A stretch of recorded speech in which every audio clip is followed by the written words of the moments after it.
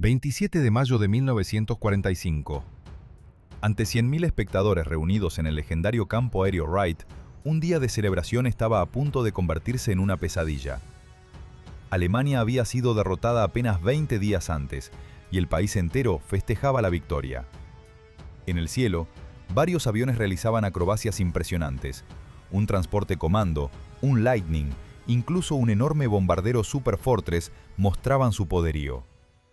Pero había un avión que destacaba entre todos los demás, no por su belleza ni por su historia de combate, sino por su diseño absolutamente inusual que parecía haber sido construido completamente al revés. A las 4 de la tarde, varios pilotos recibieron la orden de realizar un vuelo sincronizado sobre el campo. El capitán William Glasgow, veterano condecorado con el corazón púrpura, que había sobrevivido casi 100 batallas en el teatro europeo, subió a la cabina de este extraño cazador y despegó hacia su último vuelo. Después de completar un primer pase sobre el campo, los pilotos debían ejecutar un tonel lento. Cuando Glasgow intentó la maniobra, su avión comenzó a tambalearse de manera violenta. Muchos espectadores pensaron que era un segundo tonel planeado, pero algo había salido terriblemente mal. Este era el Curtiss XP-55 Ascender, uno de los diseños más radicales y controvertidos que surgieron durante la Segunda Guerra Mundial. Con su hélice montada en la parte trasera empujando el avión en lugar de tirar de él, y sus alas en flecha invertida, parecía como si alguien hubiera intentado construir un cazador mirando los planos al revés o en completa oscuridad. Los ingenieros que trabajaban en él tenían sentimientos encontrados sobre esta configuración poco convencional. El sargento jefe retirado Leonard Christensen recordó años después su experiencia al sentarse en la cabina del avión. Estaba agradecido de ser ingeniero y no piloto, porque el asiento del piloto estaba muy adelante, y justo detrás de él giraba esa hélice mortal. Les habían dicho que podía ser eyectada en caso de emergencia, pero ¿qué pasaría si el mecanismo fallaba? Christensen casi podía, aunque no del todo, estirar su mano hacia atrás y tocar las peligrosas aspas giratorias. La historia del Ascender comenzó en noviembre de 1939, cuando el Cuerpo Aéreo del Ejército de Estados Unidos emitió la propuesta circular designada como R-40C. Los militares solicitaban un cazador con velocidad incomparable, una excelente tasa de ascenso, maniobrabilidad impecable, amplio espacio para armamento y una visibilidad excepcional para el piloto. Además de todos estos requisitos exigentes, el potencial cazador también debía tener un costo inicial bajo y ser económico de mantener durante su vida operativa. El ejército mencionó explícitamente en la propuesta que considerarían muy favorablemente los diseños de aeronaves con configuraciones únicas e innovadoras que rompieran con lo convencional. Esta fue una invitación abierta para que los ingenieros aeronáuticos estadounidenses dejaran volar su imaginación más allá de los límites tradicionales.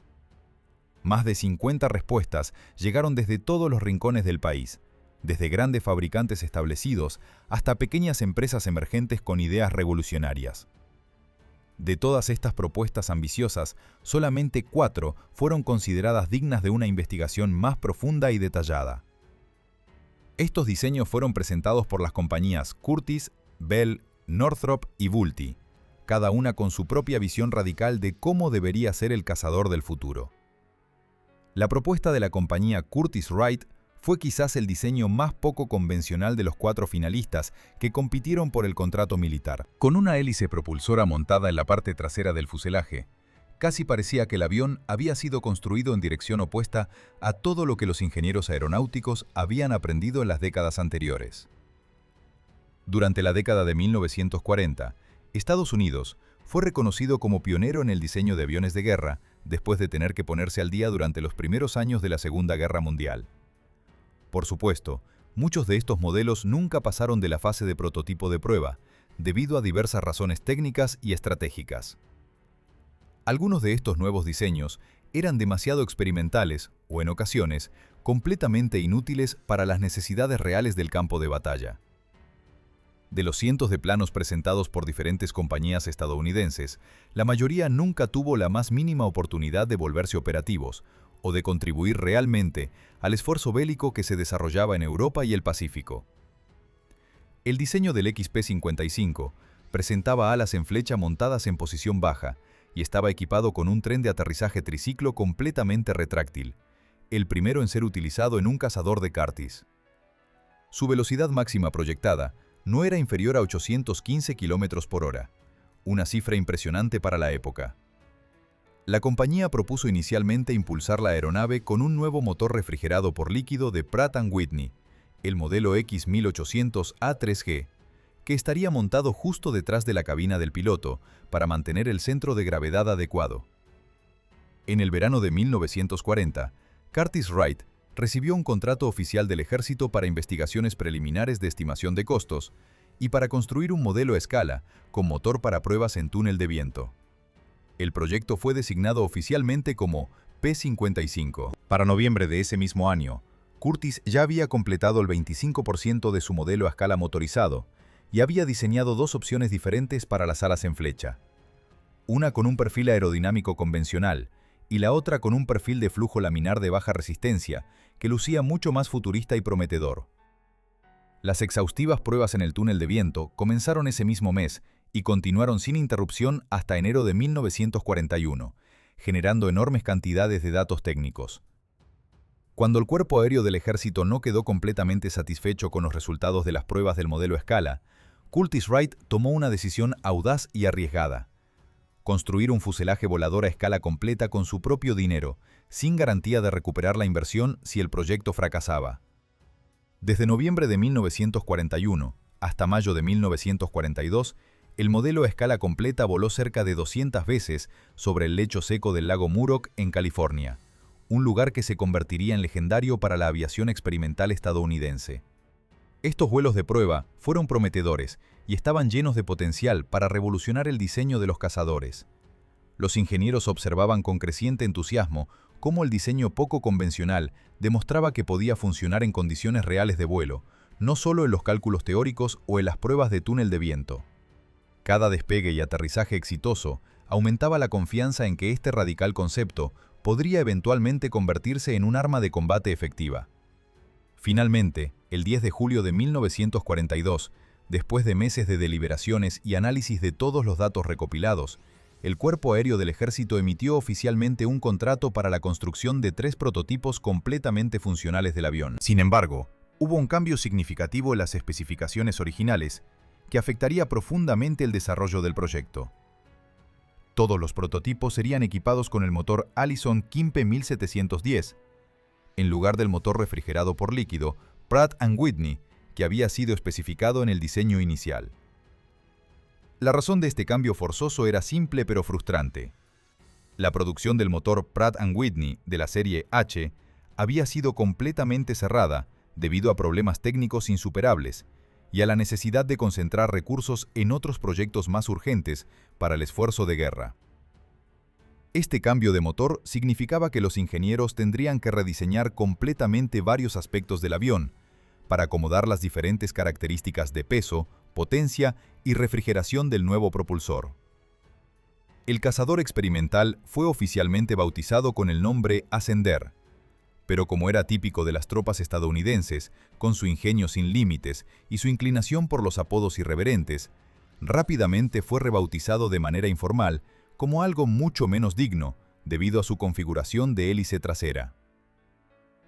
El primer prototipo oficial del XP-55 Ascender fue terminado el 13 de julio de 1943 y era casi idéntico al modelo final, financiado con fondos propios, que había volado exitosamente en Muroc.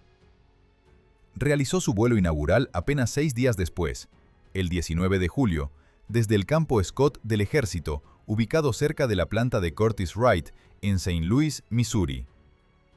El piloto de pruebas oficial de Curtiss era un hombre experimentado llamado J. Harvey Gray, quien tendría el honor y el riesgo de ser el primero en llevar este extraño avión a los cielos. Las pruebas iniciales revelaron varios problemas significativos que necesitaban ser resueltos antes de que el avión pudiera considerarse remotamente operacional. En primer lugar, la carrera de despegue era excesivamente larga, lo que sería un problema grave en las condiciones reales de combate, donde las pistas podían ser cortas o estar dañadas por bombardeos enemigos. Para solucionar este problema crítico del despegue, Los ingenieros de Curtiss decidieron aumentar considerablemente el tamaño del elevador de la nariz del avión, lo que permitiría al piloto levantar el morro con mayor facilidad durante la carrera de despegue.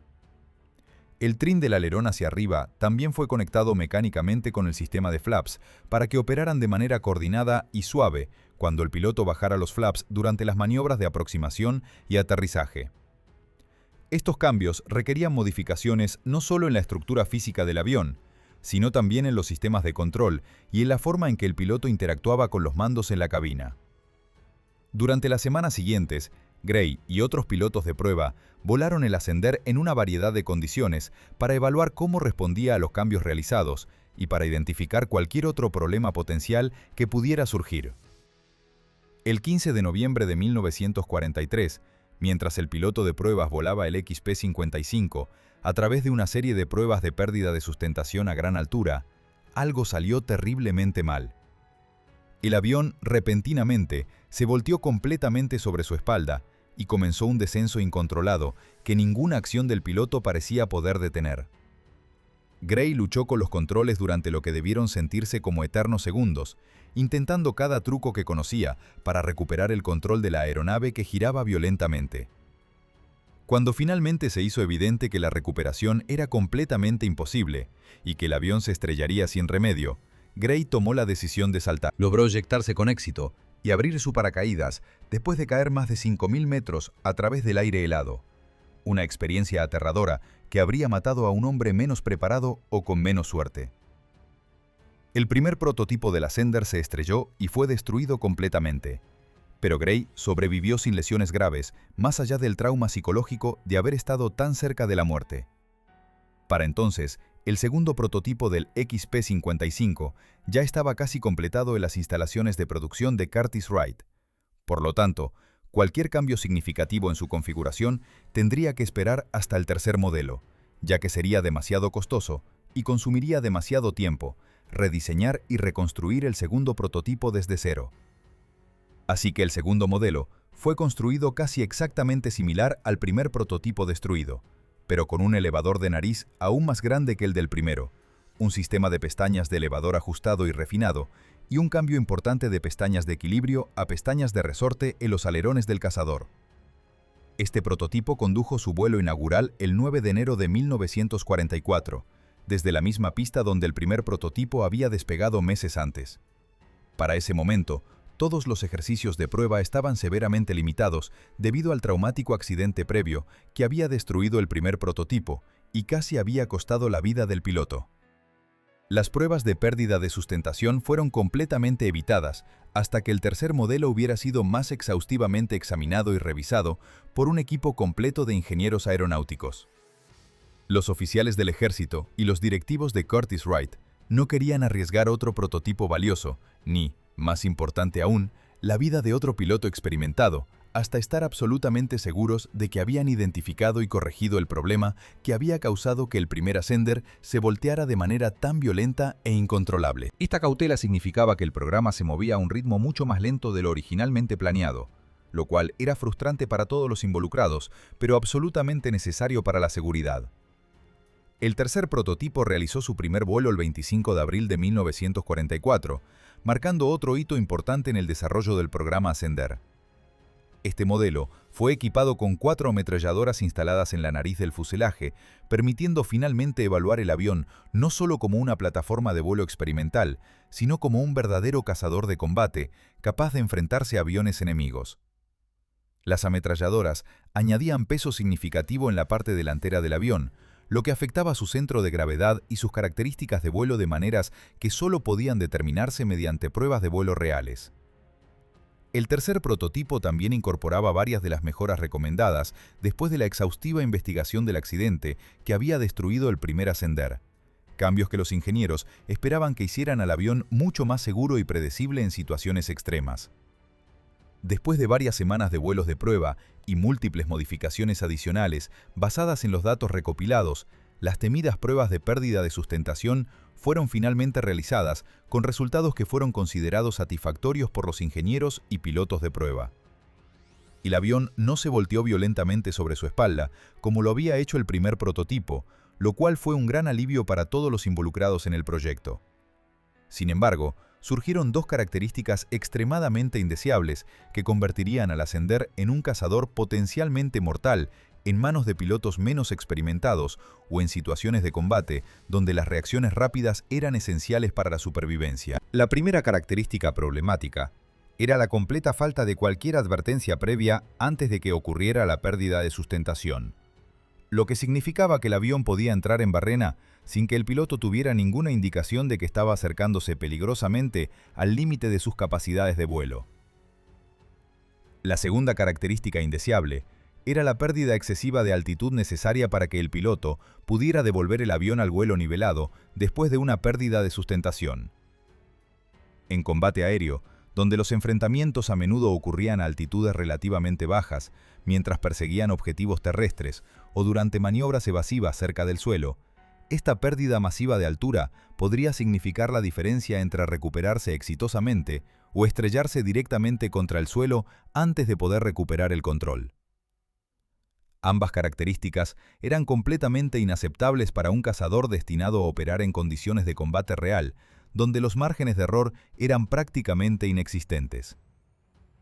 Para intentar corregir al menos el primer problema, Curtiss introdujo un dispositivo artificial de advertencia de pérdida de sustentación que alertaría al piloto mediante señales audibles o visuales cuando el avión se acercara al punto crítico donde perdería su capacidad de generar sustentación suficiente. Entre septiembre y octubre de 1944, el segundo XP-55, que había sido reparado y alterado según los mismos estándares técnicos que el tercer prototipo, comenzó las pruebas oficiales de las Fuerzas Aéreas del Ejército de Estados Unidos en instalaciones militares especializadas. Estas pruebas exhaustivas indicaron claramente que el Ascender tenía características de manejo excelentes durante el vuelo nivelado, a velocidades medias y altas, así como durante las maniobras de ascenso, donde el avión demostraba una impresionante capacidad para ganar altitud rápidamente. Los pilotos de prueba militares quedaron genuinamente impresionados por cómo respondía el avión a los controles cuando volaba dentro de su envolvente de vuelo normal, describiendo la experiencia como suave, predecible y altamente maniobrable en comparación con muchos otros cazadores de la época.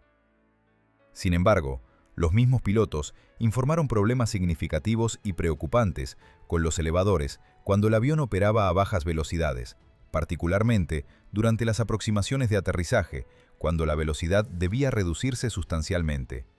El avión se volvía difícil de controlar y requería una atención constante del piloto para mantener la actitud correcta, lo que sería extremadamente peligroso en situaciones de combate, donde el piloto también tenía que estar atento a las amenazas enemigas. Además de los problemas de control a baja velocidad, la refrigeración del motor Allison B1710 también se convirtió en un tema recurrente que causaba preocupación entre los ingenieros. El motor tendía a sobrecalentarse durante operaciones prolongadas, especialmente durante ascensos sostenidos o maniobras de combate simuladas que requerían máxima potencia durante periodos extendidos, lo que podría resultar en fallas catastróficas del motor en el momento más inoportuno posible durante una misión de combate real. A pesar de todos los problemas técnicos documentados y las preocupaciones legítimas sobre la seguridad del avión en determinadas condiciones de vuelo, el XP-55 Ascender se había convertido en algo más que un simple prototipo experimental para los militares estadounidenses. Su diseño radicalmente diferente y su apariencia futurista lo convertían en una herramienta perfecta de propaganda para mostrar al mundo la innovación tecnológica estadounidense. Los altos mandos militares decidieron que este extraño cazador con su hélice trasera sería una de las estrellas principales en el gran desfile aéreo programado para el 27 de mayo de 1945 en el legendario campo aéreo Wright en Ohio.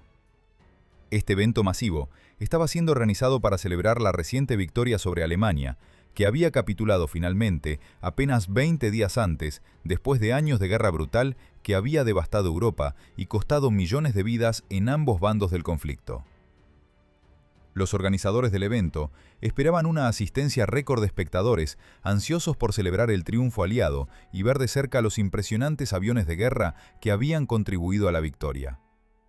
Las estimaciones más conservadoras sugerían que al menos 100.000 personas se reunirían alrededor del campo de aviación para presenciar el espectáculo aéreo, convirtiendo este desfile en uno de los eventos públicos más grandes organizados en el país desde el final de las hostilidades en Europa. Familias enteras planeaban asistir con sus hijos para mostrarles los poderosos aviones que habían defendido la libertad y derrotado a las fuerzas alemanas. Veteranos que habían regresado recientemente del frente europeo también acudirían en masa para reunirse con sus compañeros de armas y rememorar juntos las batallas que habían librado juntos en cielos extranjeros. El programa del desfile aéreo incluía una impresionante variedad de aeronaves militares que representaban lo mejor de la aviación estadounidense durante la guerra. Un enorme transporte comando demostraría las capacidades logísticas que habían permitido mantener suministradas a las tropas en los frentes más lejanos. Un elegante P-38 Lightning, el famoso cazador bimotor que había sembrado el terror entre los pilotos alemanes, realizaría maniobras acrobáticas mostrando su legendaria agilidad. Incluso un gigantesco bombardero B-29 Superfortress, la fortaleza volante que había llevado la guerra al corazón del territorio enemigo, participaría en el espectáculo, con su imponente presencia que eclipsaría a todos los demás aviones en tamaño y potencia. Pero el avión que más curiosidad generaba entre los organizadores y el público informado era sin duda el extraño XP-55 Ascender, con su configuración invertida que desafiaba todas las convenciones del diseño aeronáutico tradicional. Para pilotar el Ascender en este evento crucial, se seleccionó al capitán William Glasgow, un piloto extraordinariamente calificado, cuya hoja de servicio era verdaderamente impresionante y ejemplar. Glasgow era un veterano condecorado que había sido galardonado con el Corazón Púrpura después de resultar herido en acción durante una de sus muchas misiones de combate sobre territorio enemigo.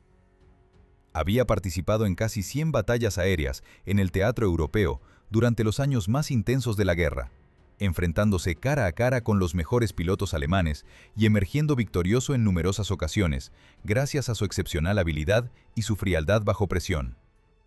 Sus superiores lo consideraban uno de los mejores pilotos de prueba disponibles, alguien con la experiencia y el juicio necesarios para manejar aeronaves experimentales y potencialmente peligrosas como el Ascender, sin poner en riesgo innecesario su propia vida ni la seguridad del público que asistiría al evento. La tarde del 27 de mayo comenzó con un tiempo perfecto para volar, con cielos despejados y vientos suaves que prometían condiciones ideales para las exhibiciones aéreas programadas. A medida que se acercaban las 4 de la tarde, momento programado para el clímax del espectáculo, las gradas y los espacios alrededor del campo aéreo Wright estaban completamente abarrotados de espectadores entusiastas. Familias con niños pequeños sentados sobre los hombros de sus padres para ver mejor. Veteranos uniformados que saludaban a sus antiguos compañeros. Parejas jóvenes, tomadas de la mano disfrutando del ambiente festivo. Todos compartían la emoción colectiva del momento histórico. El ruido de las conversaciones y risas creaba un murmullo constante que solo era interrumpido por los rugidos de los motores cuando los aviones despegaban para sus actuaciones individuales.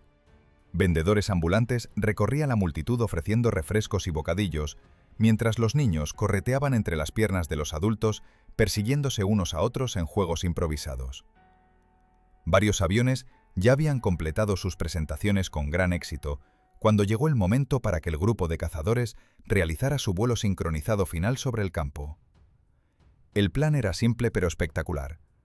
Múltiples aviones volarían en formación cerrada sobre las cabezas de los espectadores.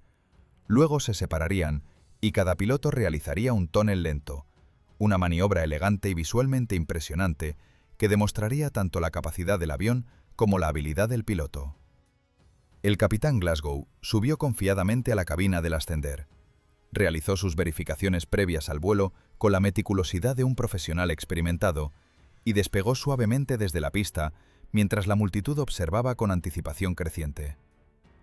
El extraño avión con su hélice trasera inmediatamente captó la atención de todos los presentes, muchos de los cuales nunca habían visto nada remotamente similar en su vida. El primer pase sobre el campo transcurrió sin incidentes, con Glasgow manteniendo una formación perfecta junto a los otros cazadores mientras volaban en línea recta sobre la pista principal. La multitud aplaudió y vitoreó mientras los aviones rugían sobre sus cabezas a baja altura, lo suficientemente cerca como para que pudieran distinguir claramente los detalles de cada aeronave. Luego llegó el momento de ejecutar los toneles lentos simultáneos, la maniobra estrella que todos habían estado esperando. Glasgow comenzó a inclinar suavemente el ascender para iniciar el tonel, pero casi inmediatamente algo empezó a ir terriblemente mal. El avión comenzó a tambalearse de manera errática, oscilando violentamente de un lado a otro, de una forma que claramente no era parte de ninguna maniobra planeada. Algunos espectadores, sin comprender todavía la gravedad de la situación, pensaron que era un segundo tonel más dramático o parte de una rutina acrobática especialmente compleja, diseñada para impresionar a la audiencia. Pero aquellos con más experiencia en aviación, especialmente los veteranos pilotos que se encontraban entre la multitud, inmediatamente reconocieron las señales de un avión en problemas graves. El ascender estaba claramente fuera de control, luchando contra fuerzas aerodinámicas que su piloto ya no podía dominar completamente. Glasgow, con toda su experiencia de combate y sus cientos de horas de vuelo en situaciones extremas, estaba empleando todas las técnicas que conocía para intentar recuperar el control del cazador experimental, que se comportaba de manera cada vez más errática e impredecible. Movía frenéticamente los controles, tratando de estabilizar el avión, mientras éste perdía altitud de forma alarmante, acercándose peligrosamente al suelo con cada segundo que pasaba. La cabina del ascender se había convertido en un caos de instrumentos oscilantes y alarmas, mientras Glasgow luchaba desesperadamente contra un avión que parecía tener voluntad propia de autodestruirse. El ascender descendió rápidamente hacia el suelo, en un ángulo pronunciado que ninguna maniobra de recuperación parecía poder corregir.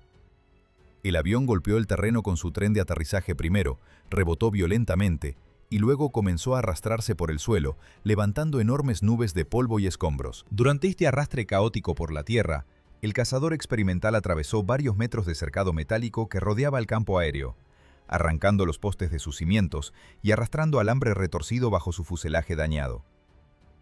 El ruido del metal desgarrándose y del motor rugiendo a máxima potencia mientras el avión se destrozaba era ensordecedor, incluso para los espectadores que se encontraban a cientos de metros de distancia.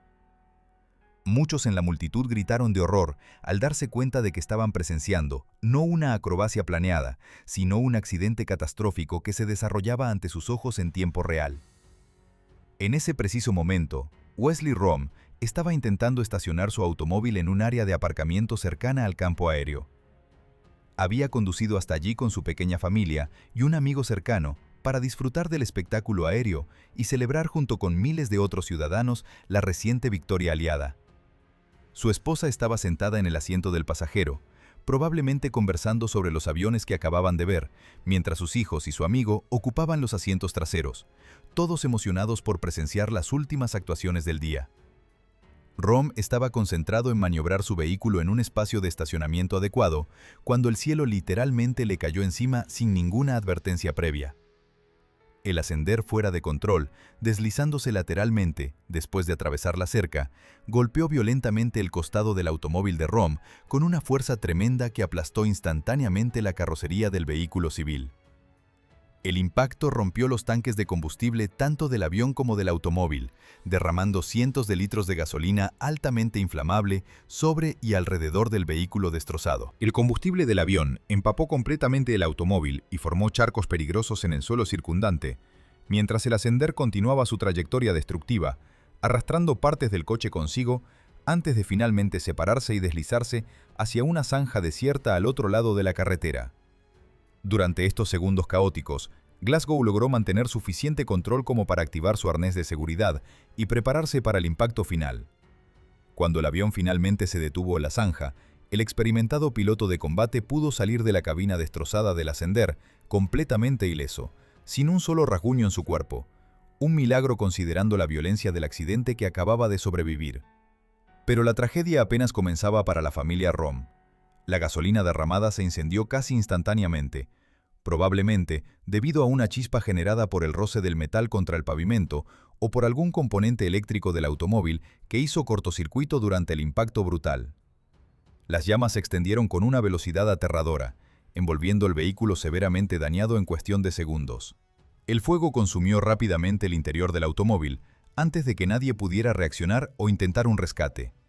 Los espectadores cercanos que habían presenciado el accidente corrieron hacia el lugar, tratando desesperadamente de ayudar, pero el calor intenso del incendio y el riesgo de explosiones adicionales los mantuvieron a distancia segura. Los gritos de horror de la multitud se mezclaban con el rugido de las llamas, mientras todos observaban impotentes cómo se desarrollaba la tragedia. Los servicios de emergencia del campo aéreo respondieron inmediatamente, pero para cuando los bomberos lograron extinguir las llamas feroces que habían convertido el automóvil en un infierno de metal retorcido, ya era demasiado tarde para los ocupantes del vehículo. Wesley Rom, su esposa, sus hijos y su amigo cercano habían perecido todos en el incendio, víctimas inocentes de un accidente que nunca debería haber ocurrido. Una celebración que había comenzado como un día festivo alegre para honrar la victoria aliada, se había transformado en una pesadilla de proporciones inimaginables para esta familia que simplemente había querido compartir un momento especial juntos. La noticia del accidente y de las muertes se extendió rápidamente entre la multitud, transformando el ambiente festivo en uno de shock y luto colectivo. Muchos espectadores, especialmente aquellos con familias propias, se marcharon inmediatamente del evento, demasiado conmocionados para continuar disfrutando de un espectáculo que ahora estaba manchado por una tragedia tan horrible. El resto del programa aéreo fue cancelado de inmediato por respeto a las víctimas, y los organizadores comenzaron el doloroso proceso de evacuar ordenadamente a las decenas de miles de espectadores restantes. Este accidente fatal selló definitivamente el destino del programa XP-55 Ascender. Los militares estadounidenses determinaron oficialmente que el avión simplemente no superaba en rendimiento a los cazadores que ya estaban en servicio activo y que habían probado su valía en combate real durante la guerra. La velocidad máxima del Ascender no era significativamente superior a la de cazadores convencionales más confiables, su armamento no era más potente y sus problemas de manejo a bajas velocidades lo convertían en una propuesta arriesgada para pilotos de combate que necesitaban absoluta confianza en sus máquinas durante situaciones de vida o muerte. Además, la tecnología aeronáutica estaba avanzando a un ritmo acelerado en esos años inmediatamente posteriores al final de la Guerra Mundial. La aparición de los motores a reacción prometía velocidades y capacidades que ningún avión con motor de pistón podría igualar jamás, sin importar cuán innovador fuera su diseño. El programa del Ascender fue completamente abandonado cuando quedó claro que los cazadores a reacción representaban el futuro inevitable de la aviación militar. El avión con su hélice trasera y su diseño radical se volvió instantáneamente obsoleto, un remanente curioso de una era que ya estaba terminando antes de que el Ascender pudiera demostrar su verdadero potencial. No se emprendió ninguna producción en serie y todo desarrollo adicional fue cancelado permanentemente. El único XP-55 Ascender que sobrevivió a las pruebas y accidentes fue volado al campo Warner Robins, en Georgia, durante la primavera de 1945.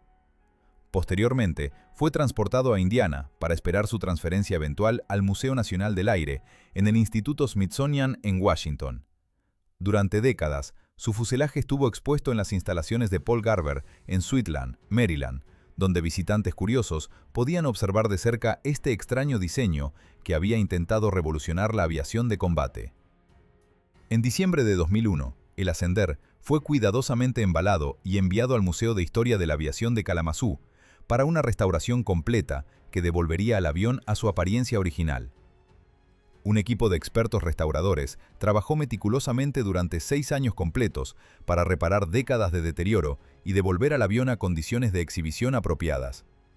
Para 2007, el trabajo de restauración estaba finalmente completo, y el avión fue instalado en exhibición permanente en el edificio del campus principal de la IRSU de Kalamazoo, donde permanece hasta el día de hoy. Aunque el XP-55 Ascender es sin duda un avión espectacular e interesante para observar, con su diseño único, que continúa capturando la imaginación de entusiastas de la aviación y visitantes casuales por igual, su rendimiento operacional y su legado histórico dejaron mucho que desear comparado con las grandes esperanzas que se habían depositado en este revolucionario diseño. Si te ha gustado conocer esta fascinante historia sobre uno de los diseños más inusuales de la aviación de combate estadounidense, no olvides darle me gusta a este video y compartir tus pensamientos en los comentarios sobre qué otros aviones experimentales te gustaría que cubramos en futuros episodios. Suscríbete a nuestro canal para no perderte más historias increíbles sobre la tecnología militar y la aviación que cambiaron el curso de la historia mundial.